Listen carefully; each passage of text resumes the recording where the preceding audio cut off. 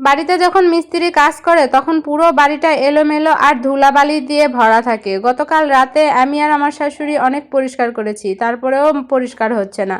তো এই তো বাথরুমের কাজ প্রায় কমপ্লিট, এখনও পুটিং লাগানো বাকি আছে।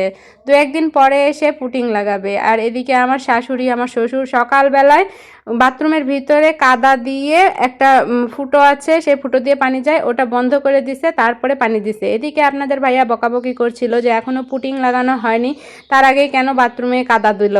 তো তারপরে আমার শাশুড়ি আবার সেগুলো মোছামুছি করতেছে। আর এই যে কিচেন রুমের ওয়ালেও টাইলস করা হয়ে গেছে, সাইড দিয়ে একটু টাইলস বাকি আছে। আর এটা দিয়েছি আমরা মার্বেল পাথরের টাইলসগুলো। এইখানে চুলা রাখা হবে, সেটা বেশ মানে ভালোই লাগতেছে করার পরে।